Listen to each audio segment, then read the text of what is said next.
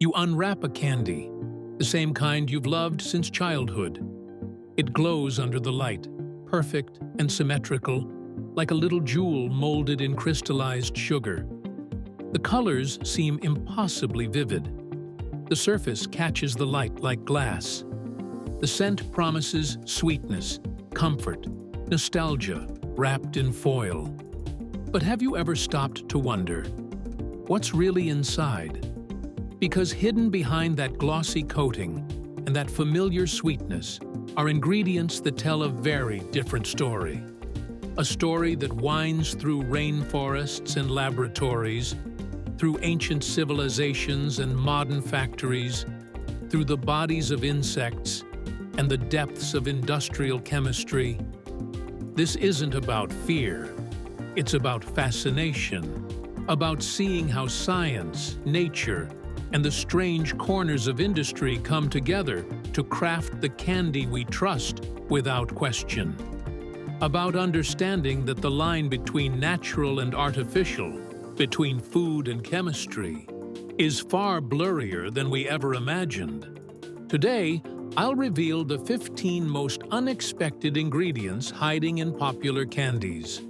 Substances that blur the line between natural and artificial, between food and chemistry, between what we expect and what actually exists. Some have been used for thousands of years. Others were invented in laboratories just decades ago. All of them are in the candy you ate yesterday. And by the time we reach number 1, you'll never look at a jelly bean, a gummy bear, or a lollipop the same way again. Because the final ingredient isn't just unexpected, it's the very foundation of candy's power over us, the synthetic soul that makes sweetness irresistible. Stay to the end, because what I reveal about flavor enhancers will change how you understand not just candy, but taste itself. Let's begin. Number 15. Shellac, the beetle glaze. Imagine holding a jelly bean up to the light. That mirror-perfect surface, smooth as glass, flawless as lacquer. Run your finger across it. No ridges, no imperfections, just pure, glossy shine. That shimmer doesn't come from sugar. It comes from insects. Shellac, also known as confectioner's glaze, is a resin secreted by the female lac bug native to the tropical forests of India and Thailand.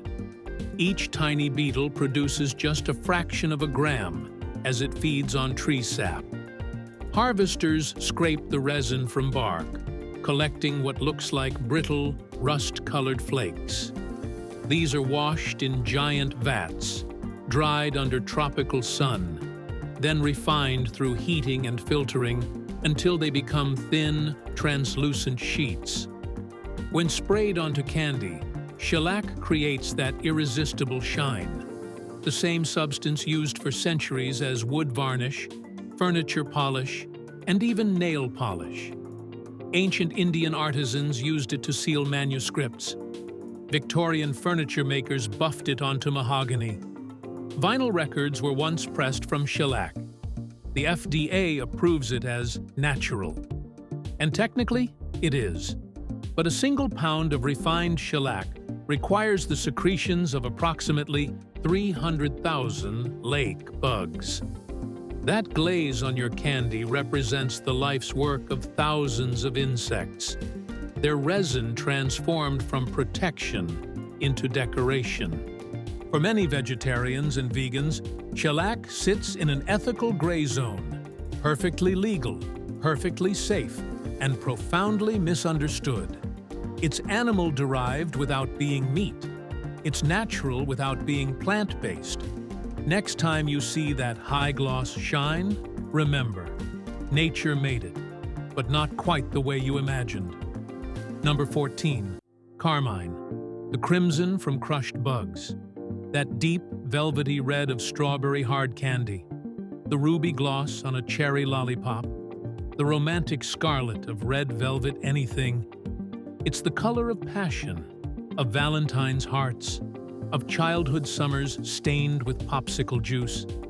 That color has a name, carmine, and it comes from crushed insects, 70,000 of them per pound of dye. The cochineal is a small, oval-shaped bug living on prickly pear cactus across South America and Mexico. Picture arid highlands where cactus pads stretch toward cloudless skies.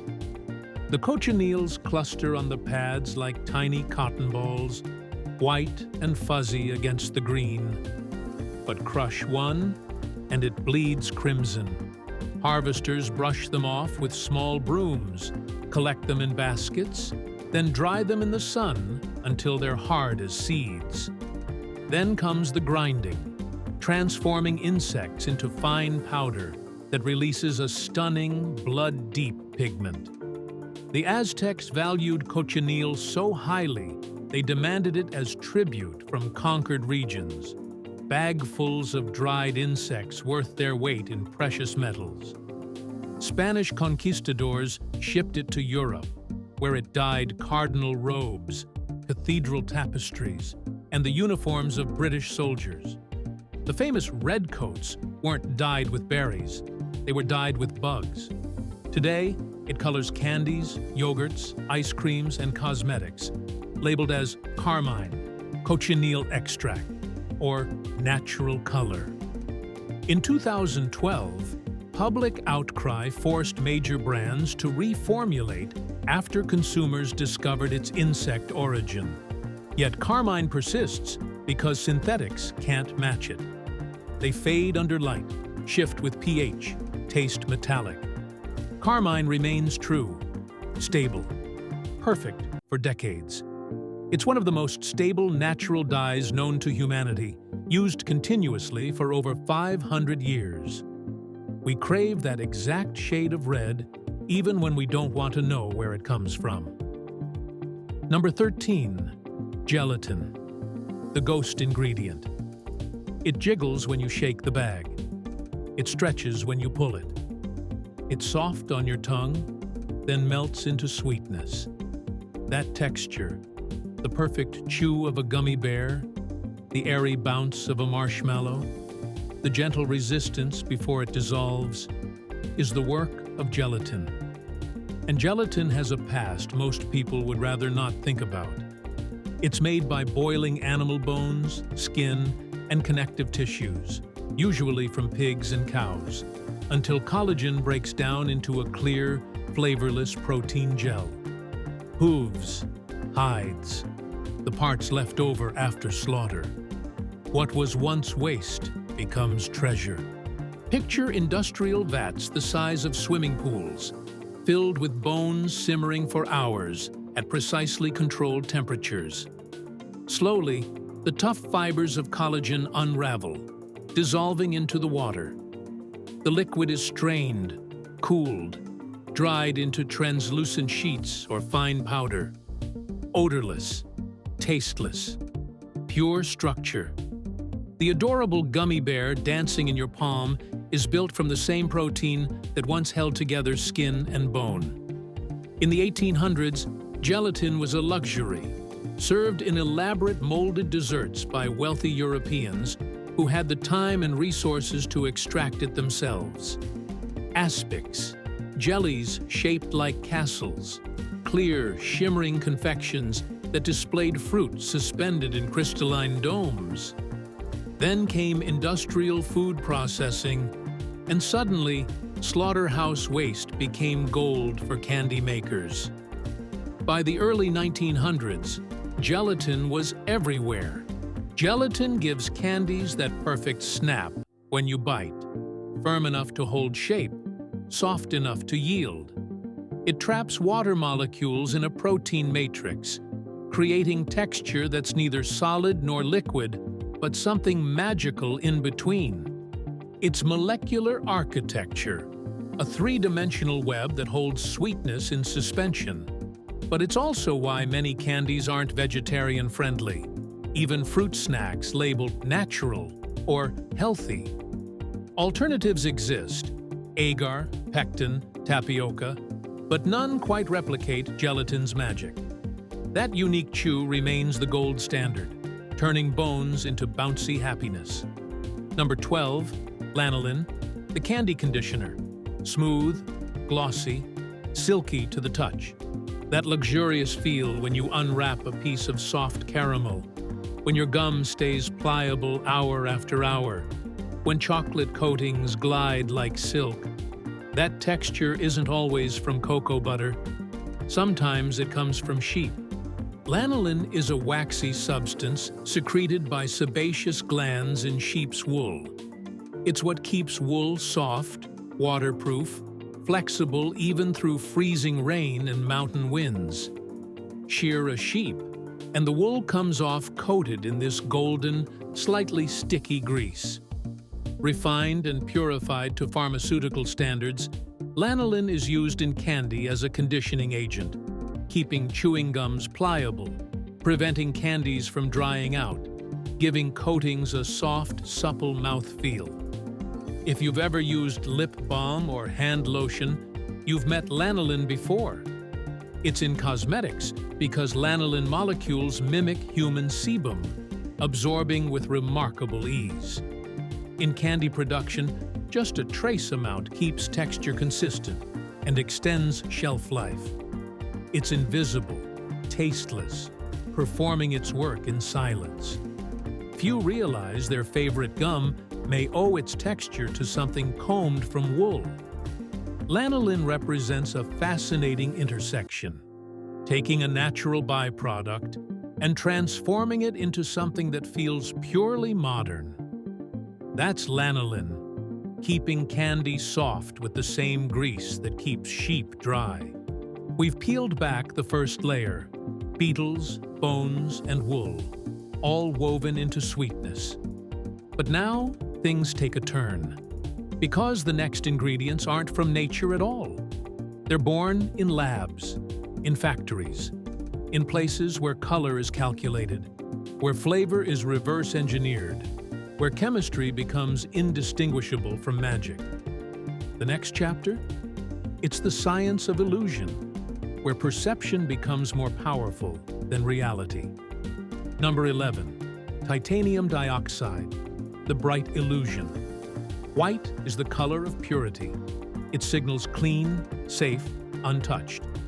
That chalk-white shell on a mint, the pastel shimmer of a marshmallow, the crisp surface of candy-coated chocolate. They owe their flawless tone to titanium dioxide. This mineral, ground into fine powder, scatters light so perfectly it's used in paint, sunscreen, and toothpaste.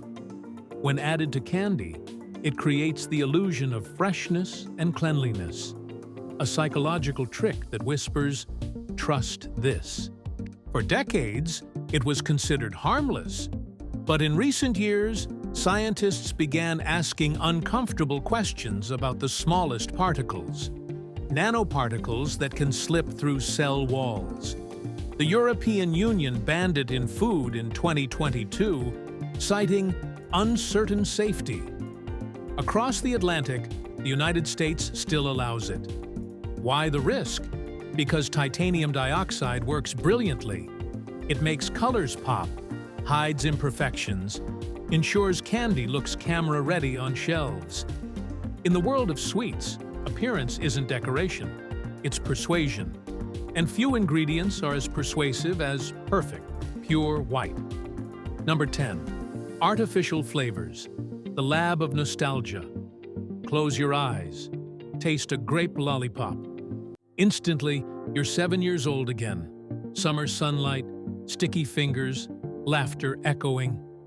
That memory isn't in the grape, it's in the molecule. Artificial flavors are chemical compositions designed to imitate and sometimes outdo nature. Most are built from esters, aldehydes, and alcohols derived from plants, petroleum, or even wood pulp. Take banana flavor. That sweet, perfumed note comes from isoamyl acetate, the scent of an old banana variety wiped out by disease nearly a century ago. Every banana candy you've tasted, It's a ghost of a fruit that no longer exists. Or cherry flavor, made from benzaldehyde, also found in almonds and wild cherries. To your brain, it reads as nostalgia, memory, childhood. To chemists, it's the architecture of emotion, built one molecule at a time. Why go artificial? Because natural flavors fade, spoil, vary. Artificial ones stay consistent, perfect, repeatable, eternal. When you unwrap a candy that tastes exactly like the one you had 20 years ago, that's not coincidence. That's chemistry doing time travel. That's molecules triggering memories with surgical precision. Number 9, BHA, the candy preserver. Candy feels immortal. It waits patiently on shelves, in glove compartments, at the bottom of backpacks, and still tastes the same. The secret is BHA, butylated hydroxyanisole, an antioxidant that stops oils and fats from turning rancid. Think of it as candy's bodyguard, fighting oxygen itself. Without it, chocolates would bloom white, caramels would stiffen, buttery fillings would go sour. Yet BHA walks a thin line. Animal studies have linked high doses to potential carcinogenic effects, while regulatory agencies continue to classify it as safe within limits. It's a chemical debate stretching across decades. Science versus shelf life, safety versus convenience. Still, candy makers rarely let go of BHA. It's cheap, stable, and invisible.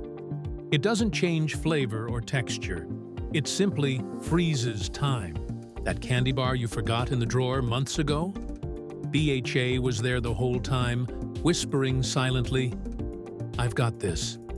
Number 8, Castoreum, the forest scent. Vanilla is comfort. It smells like home, like warmth, like the promise of sweetness itself. But not all natural vanilla comes from orchids. Some comes from beavers. Yes, beavers. Deep near their tails are scent glands that produce castoreum, a musky substance they use to mark territory. To humans, after refinement, it smells eerily like vanilla and smoky caramel. In the early 20th century, food scientists realized castoreum's aromatic power and began using it in natural flavoring blends. It was rare, expensive, secretive, used in premium vanilla and raspberry flavors, hidden under the umbrella of natural flavors. Today, it's largely replaced by synthetic vanillin because sourcing from wild beavers proved impractical and ethically complicated. But for decades, candies, ice creams, and even colas carried a trace of the forest. Literally. Castoreum reminds us that flavor is not just chemistry. It's history, nature, and the strange ways humans borrow from the wild to sweeten their lives. Number 7, TBHQ, the immortal additive. If BHA is the bodyguard, TBHQ, tertiary butylhydroquinone, is candy's time machine. It's another synthetic antioxidant preventing fats from oxidizing and developing rancid notes. Even at concentrations as low as 0.02%, TBHQ keeps candies tasting fresh for months or years. It's in chocolate coatings, peanut butter cup fillings, in the oils of toffees and caramels. But it's controversial. Some studies on animals suggest potential links to liver enlargement and behavioral effects at high doses, while regulatory agencies maintain it's safe in tiny amounts. The truth lies somewhere in the dosage. So why does it remain?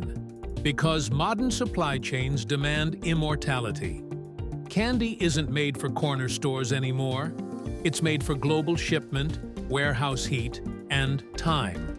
TBHQ is the reason a chocolate bar in a vending machine tastes the same in July as it did in January.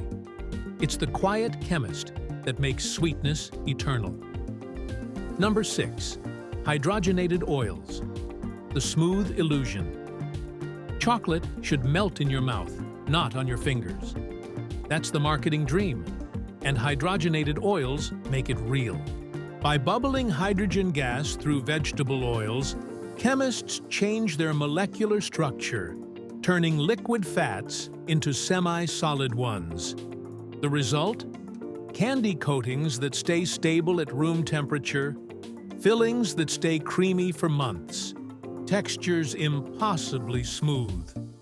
But there's a price. Hydrogenation creates trans fats, which raise bad cholesterol and lower good. Once a silent ingredient in nearly every candy bar, these oils became public enemy number one in the early 2000s. Many countries have since banned or restricted them, forcing companies to reinvent century-old recipes. Yet traces linger, sometimes disguised behind words like partially hydrogenated or stabilized oil. The paradox is poetic. The very process invented to make chocolate last forever turned out to shorten something else: our health. We've crossed the threshold from natural curiosities to industrial alchemy. The next 5 ingredients blur the line even further. They're not about color or shine anymore. They're about control, of texture, of flavor, of perception itself. These last ingredients don't just make candy delicious. They define what candy is. They sculpt the illusion of sweetness itself. Number 5. Modified corn starch, the shapeshifter. Soft, stretchy, silky. You can almost feel it when you press a gummy bear between your fingers. That perfect tension, not too stiff, not too gooey, comes from one of food chemistry's most underrated inventions: modified corn starch. Ordinary corn starch has been used for centuries as a thickener, a binder, a base for puddings. But it has limits. Natural starch breaks down under heat, acids, or freezing. Candy demands more than nature can offer. Candy demands control. So scientists learned to change starch at the molecular level, treating it with acids, enzymes, or heat, unlocking new superpowers. Modified starch can absorb water without clumping. It can stretch without breaking. It can melt in your mouth while still holding its shape on the shelf. It's the hidden architect of texture, the reason marshmallows bounce back, caramels pull smoothly, gummy bears never collapse. It's safe, versatile, and quietly everywhere. In salad dressings, soups, instant puddings. But behind its harmless nature lies something deeper: our obsession with perfection. Modified starch doesn't just make candy better, it makes candy behave. It gives sugar structure, turning sweetness into something engineered, not grown, but designed. Number 4, high fructose corn syrup, the sweet machine. High fructose corn syrup, HFCS, is the bloodstream of the modern food world. A syrup so efficient, so cheap, so sweet, it replaced sugar itself. Born in the 1970s when sugar prices soared, American industries turned to corn, abundant, subsidized, waiting to be transformed. Chemists discovered that by using enzymes, they could convert corn's glucose into fructose, a sugar that's sweeter, more soluble, and far more addictive. And it worked. HFCS became everywhere. In sodas, baked goods, sauces, and of course, candy. It became the invisible constant of modern sweetness. But sweetness always has a cost. Fructose is processed differently than regular sugar. It doesn't raise blood sugar levels directly. Instead, it floods the liver, where it's converted into fat. Over time, excessive consumption can lead to fatty liver disease, insulin resistance, and metabolic disorders. The sweet machine, it turned out, had gears hidden in our biology. Still, its power is undeniable.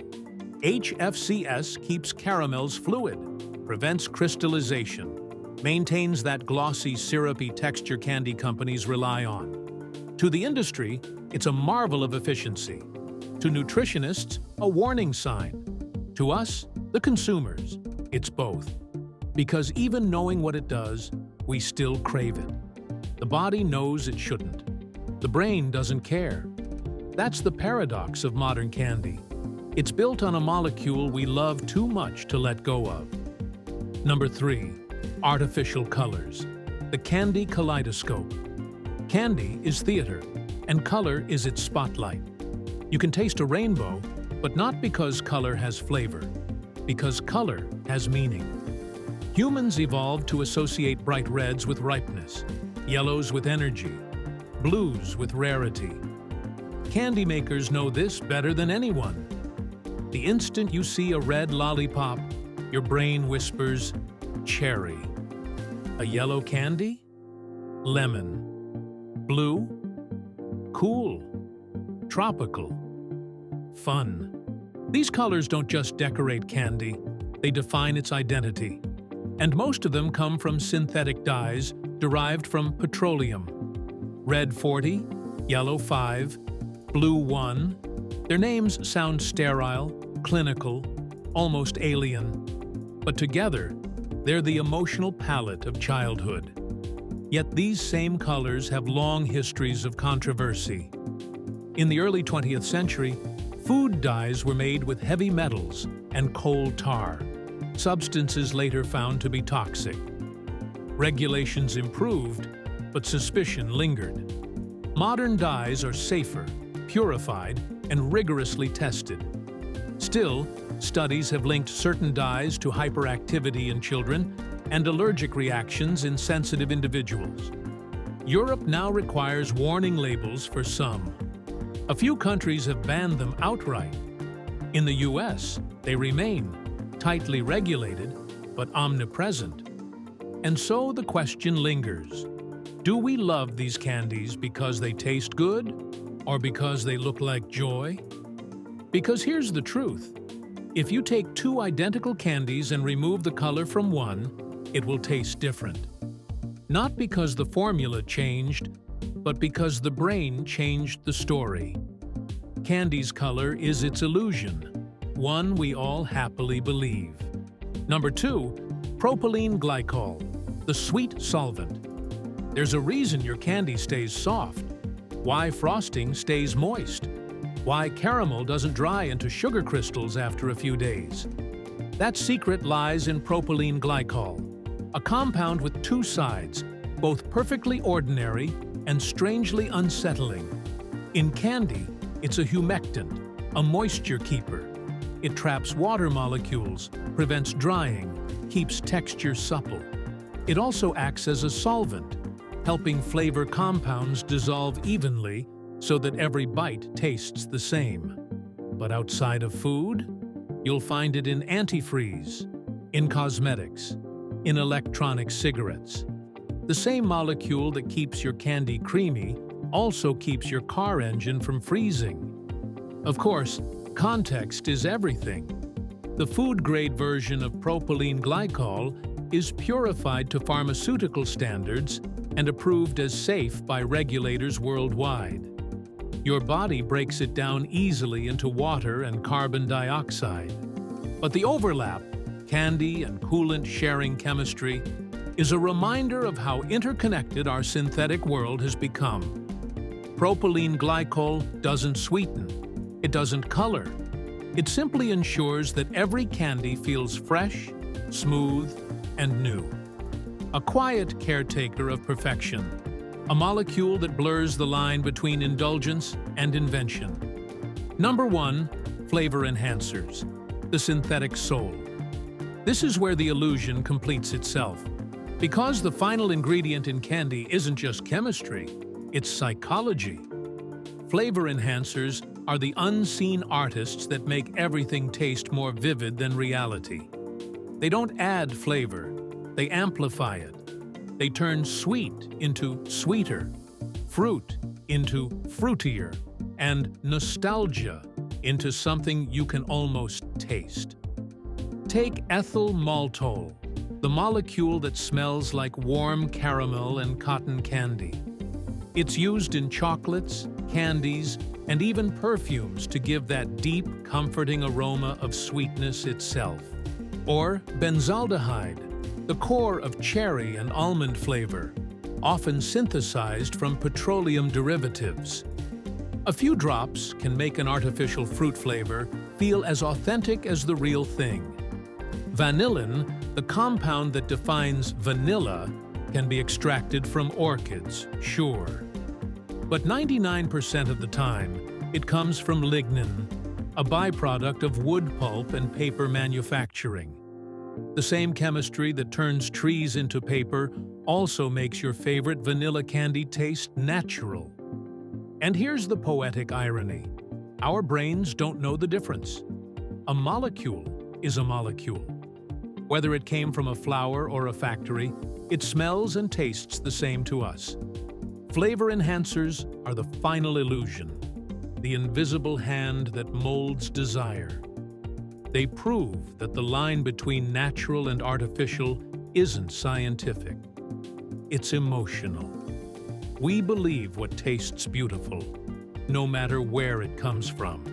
You unwrap another candy, the same gesture you've made 1,000 times before, that crinkle of foil, the sparkle of color, the quiet joy that belongs to no one age. But now, you know, inside that simple sweetness lies a universe of beetle shells and sheep's wool, of synthetic colors and engineered sugars, of resins, oils, and molecules older than memory, of laboratories where scientists design emotion, of factories where nature and chemistry become one. Candy isn't just a treat. It's a story, one written by chemists, shaped by markets, and perfected by psychology. Each ingredient, hidden or harmless, controversial or benign, exists to make you feel something, to trigger the same wonder you felt as a child, when sweetness meant magic, when a piece of candy could make everything right. We think we eat candy for taste, but what we're really consuming is emotion, carefully designed, perfectly measured, infinitely repeatable. And maybe that's what makes it beautiful.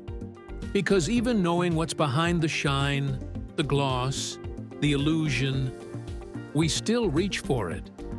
Not because we're fooled, but because we're human. Because joy, in all its forms, is worth unwrapping. Because sometimes we need the illusion more than the truth. And sometimes the sweetest truths are the strangest ones.